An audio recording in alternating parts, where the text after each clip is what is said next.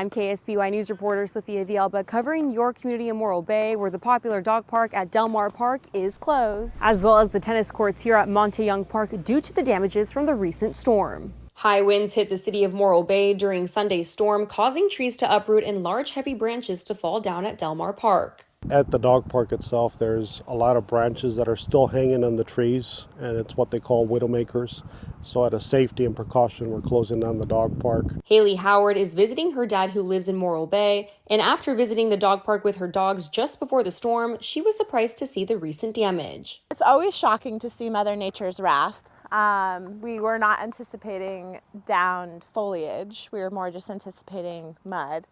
So this kind of shows us how bad the storm was. Some people say the closure of the park isn't stopping their dogs from having fun. Well, it does just what we are doing here today outside of the park because it's closed and locked. There's some friends actually walking up a trail here, and we all meet and let our dogs kind of run up and down the hills. She's good enough where she doesn't run off at all.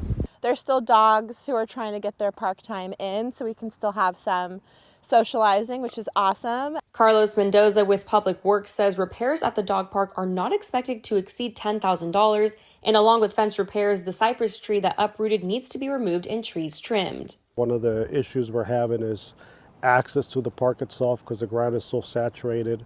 We're not able to bring equipment in to do the work. The strong winds also caused the 16-foot fence to lean heavily towards the tennis courts at Montayung Park. The removal and reinstallation of a new fence is estimated at around $40,000. So out of precaution, again, we've closed that section of the park, the tennis courts. Despite the two closures, people in the community say it comes with major storms. It's totally understandable.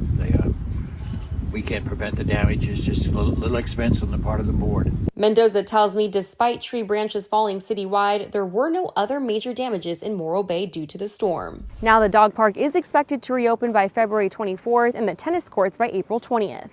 In Morro Bay, Sophia Villalba, KSBY News.